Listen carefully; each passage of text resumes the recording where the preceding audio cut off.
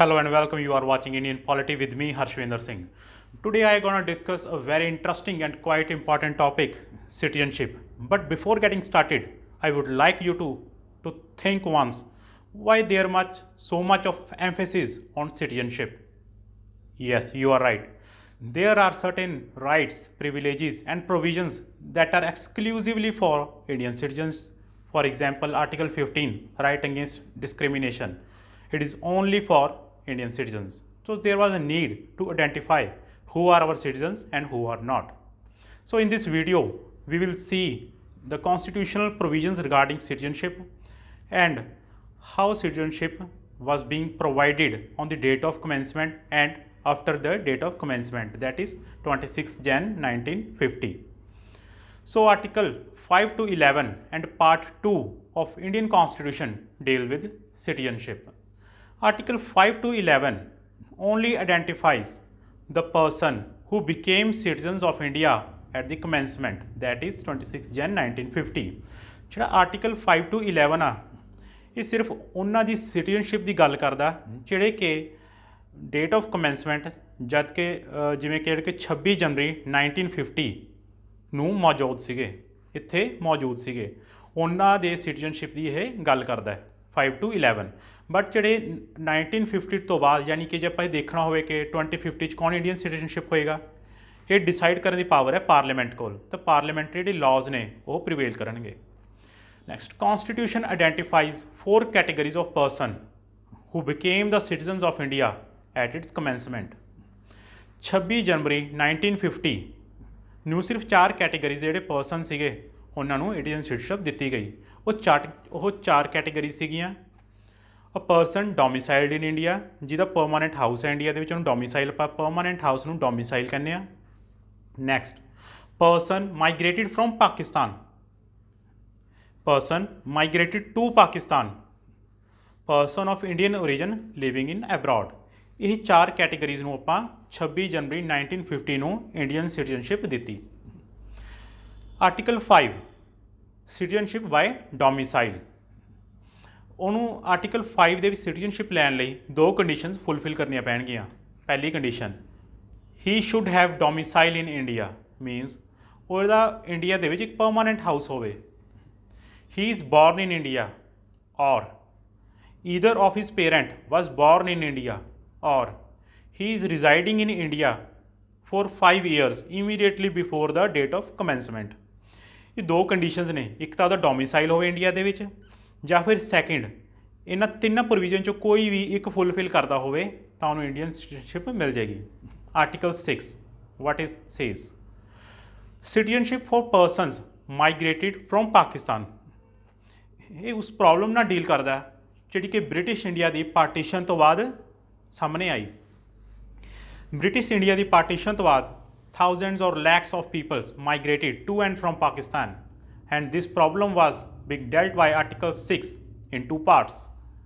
Article 6 2 parts ਦੇ ਵਿੱਚ ਇਸ ਪ੍ਰੋਬਲਮ ਨੂੰ ਡਿਵਾਈਡ ਕਰਦਾ ਹੈ ਇੱਕ ਡੇਟ ਰੱਖੀ ਗਈ 19 ਜੁਲਾਈ 1948 ਜਿਹੜੇ ਇਸ ਤੋਂ ਪਹਿਲਾਂ ਆਏ ਜਿਹੜੇ ਇਸ ਤੋਂ ਪਹਿਲਾਂ ਇਸ ਡੇਟ ਤੋਂ ਪਹਿਲਾਂ ਮਾਈਗ੍ਰੇਟ ਕੀਤੇ ਇੱਕ ਫਸਟ ਪਾਰਟ ਜਿਹੜੇ ਇਸ ਡੇਟ ਤੋਂ ਬਾਅਦ ਮਾਈਗ੍ਰੇਟ ਕੀਤੇ ਉਹ ਸੈਕਿੰਡ ਪਾਰਟ ਇਹਨਾਂ ਦੋਨੋਂ ਕੈਟੇਗਰੀਜ਼ ਨੂੰ ਆਪਾਂ ਕਿੱਦਾਂ ਇੰਡੀਅਨ ਸਿਟੀਜ਼ਨਸ਼ਿਪ ਦੇਵਾਂਗੇ ਤੇ ਆਪਾਂ ਆਰਟੀਕਲ 6 ਦੱਸੇਗਾ ਤੇ ਇਹ ਡੇਟ ਕਿਉਂ ਫਾਈਨਲ ਕੀਤੀ ਗਈ why this date was finalized because permit system was introduced ਇਸ ਪਰਮਿਟ ਸਿਸਟਮ ਦੇ ਚੱਲਦੇ ਹੀ ਜਿਹੜੀ ਮਾਈਗ੍ਰੇਸ਼ਨ ਆ ਲੋਕ ਇੱਧਰ ਤੋਂ ਉੱਧਰ ਜਾ ਸਕੇ ਜਾਂ ਉੱਧਰ ਤੋਂ ਇੰਡੀਆ ਦੇ ਵਿੱਚ ਆ ਸਕੇ ਹੁਣ ਜਿਹੜਾ ਫਸਟ ਪਾਰਟ ਆ ਬਿਫੋਰ 19 ਜੁਲਾਈ 1948 ਜਿਹੜੇ ਇਸ ਤੋਂ ਡੇਟ ਤੋਂ ਪਹਿਲਾਂ ਮਾਈਗ੍ਰੇਟ ਕੀਤੇ ਤਾਂ ਉਹਨੂੰ ਇੰਡੀਅਨ ਸਿਟੀਜ਼ਨਸ਼ਿਪ ਲੈਣ ਲਈ 2 ਕੰਡੀਸ਼ਨਸ ਫੁੱਲਫਿਲ ਕਰਨੀਆਂ ਪੈਣਗੀਆਂ ਫਸਟ ਕੰਡੀਸ਼ਨ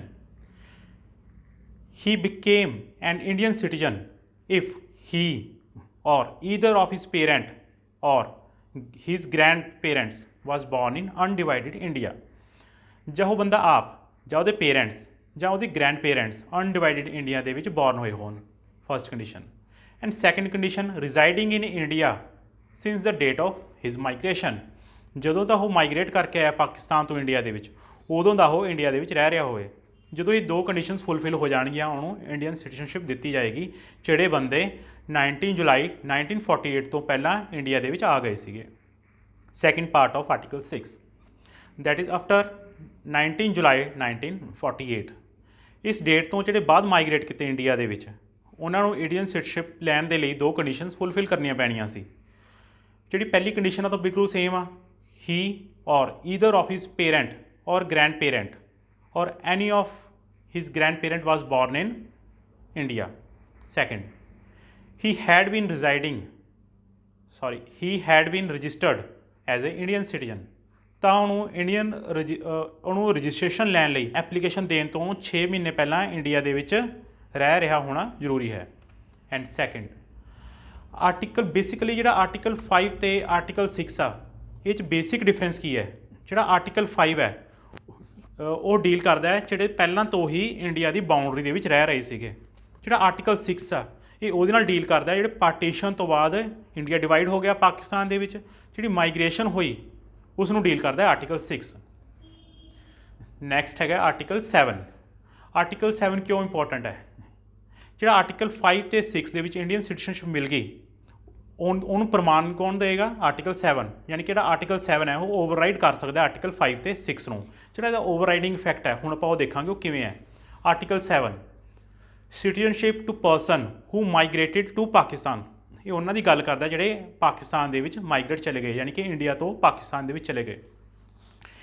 ਇਸ ਦੇ ਵਿੱਚ ਪਹਿਲੀ ਕੰਡੀਸ਼ਨ, ਜਿਹੜੇ ਇੰਡੀਆ ਤੋਂ ਪਾਕਿਸਤਾਨ ਮਾਈਗ੍ਰੇਟ ਕਰ ਗਏ ਆਫਟਰ 1 ਮਾਰਚ 1947, ਜਿਹੜੇ 1 ਮਾਰਚ 1947 ਤੋਂ ਬਾਅਦ ਮਾਈਗ੍ਰੇਟ ਕੀਤੇ ਬਟ ਕਦੇ ਇੰਡੀਆ ਵਿੱਚ ਵਾਪਸ ਨਹੀਂ ਆਏ, ਉਹਨਾਂ ਨੂੰ ਕਦੇ ਵੀ ਇੰਡੀਅਨ ਸਿਟੀਜ਼ਨਸ਼ਿਪ ਨਹੀਂ ਮਿਲੇਗੀ। ਇਹੀ ਹੈ ਓਵਰਰਾਈਡਿੰਗ ਇਫੈਕਟ। ਆਰਟੀਕਲ 5 ਅਤੇ 6 ਦੇ ਵਿੱਚ ਚਾਹੇ ਉਹਨੂੰ ਇੰਡੀਅਨ ਸਿਟੀਜ਼ਨਸ਼ਿਪ ਮਿਲ ਗਈ ਪਰ ਉਹ ਬਾਅਦ 'ਚ ਮਾਈਗ੍ਰੇਟ ਕਰ ਗਿਆ ਉੱਥੇ 1 ਮਾਰਚ 1947 ਤੋਂ ਬਾਅਦ, ਮੁੜ ਕੇ ਕਦੇ ਵੀ ਇੰਡੀਆ ਨਹੀਂ ਆਇਆ, ਤਾਂ ਜਿਹੜੀ ਉਹਦੀ ਇੰਡੀਅਨ ਸਿਟੀਜ਼ਨਸ਼ਿਪ ਆ ਉਹਨੂੰ ਨਹੀਂ ਮਿਲੇਗੀ, ਉਹਨੂੰ ਡਿਨਾਈ ਕਰ ਦੇਣਗੇ। ਅਤੇ ਇਹਦਾ ਸੈਕਿੰਡ ਪਾਰਟ, ਉਹ ਪਰਸਨ ਜਿਹੜੇ ਪਿਕਨਿਕ ਮਨਾ ਕੇ ਵਾਪਸ ਆ ਗਏ, ਯਾਨੀ ਕਿ ਪਹਿਲੇ ਇੰਡੀਆ ਤੋਂ ਪਾਕਿਸਤਾਨ ਗਏ ਅਤੇ ਪਾਕਿਸਤਾਨ ਤੋਂ ਮੁੜ ਕੇ ਇੰਡੀਆ 'ਚ ਆ ਗਏ ਆਫਟਰ 1 ਮਾਰਚ 1947, ਤਾਂ ਉਹਨੂੰ ਆਪਾਂ ਇੰਡੀਅਨ ਸਿਟੀਜ਼ਨਸ਼ਿਪ ਦੇਵਾਂਗੇ। ਬਟ ਇਸ ਕੰਡੀਸ਼ਨ ਦੇ ਅੰਡਰ ਉਹਨੂੰ ਦੋ ਕੰਡੀਸ਼ਨਸ ਫੁੱਲਫਿਲ ਕਰਨੀਆਂ ਪੈਣਗੀਆਂ। For this, he had to be resident in India for 6 months preceding the date of his application for registration। ਉਹਨੂੰ ਰਜਿਸਟ੍ਰੇਸ਼ਨ ਦੀ ਐਪਲੀਕੇਸ਼ਨ ਦੀ ਡੇਟ ਤੋਂ 6 ਮਹੀਨੇ ਪਹਿਲਾਂ, ਜਦੋਂ ਉਹਨੇ ਐਪਲੀਕੇਸ਼ਨ ਲਗਾਉਣੀ ਹੈ ਆਪਣੀ, ਤਾਂ ਉਹਨੂੰ 6 ਮਹੀਨੇ ਪਹਿਲਾਂ ਇੰਡੀਆ ਦੇ ਵਿੱਚ ਰਹਿ ਰਿਹਾ ਹੋਵੇ, ਤਾਂ ਇਸ ਕੰਡੀਸ਼ਨ ਦੇ ਹੇਠਾਂ ਉਹਨੂੰ ਇੰਡੀਅਨ ਸਿਟੀਜ਼ਨਸ਼ਿਪ ਆਰਟੀਕਲ 7 ਦੁਆਰਾ ਮਿਲ ਜਾਏਗੀ।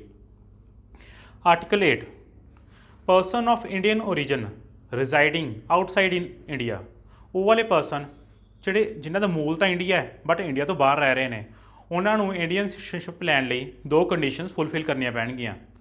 ਫਸਟ ਕੰਡੀਸ਼ਨ, ਹੀ ਔਰ ਹਿਜ਼ ਪੇਰੈਂਟਸ ਔਰ grand parents was born in undivided India.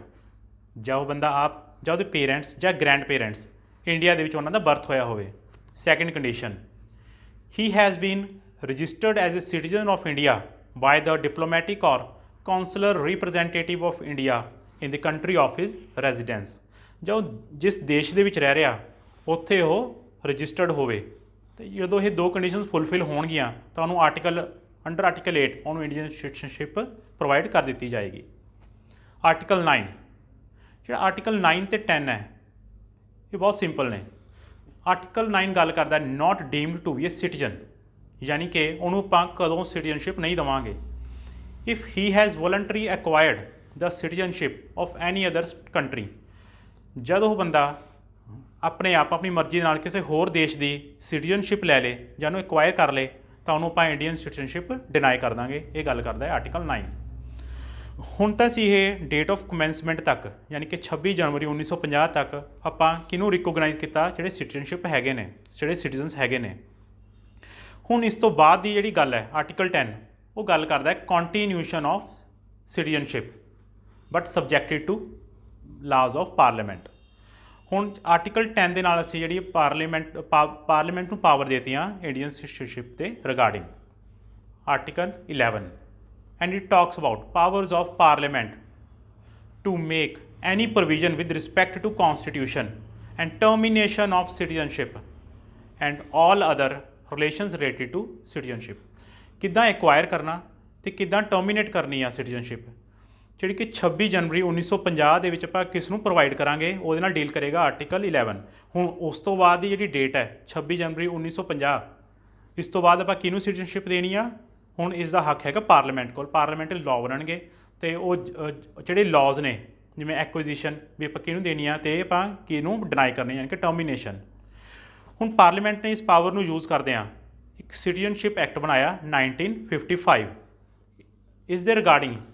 ਤੇ ਆਪਾਂ ਜਦੋਂ ਇੰਡੀਅਨਸ਼ਿਪ ਐਕਵਾਇਰ ਕਰਨੀ ਆ ਤਾਂ ਸਾਡੇ ਕੋਲ 5 ਤਰੀਕੇ ਨੇ। We have 5 ways to acquire citizenship under citizenship act 1955 and what are that 5 ways?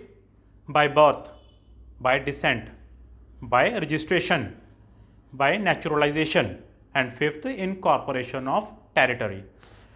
And there are 3 ways.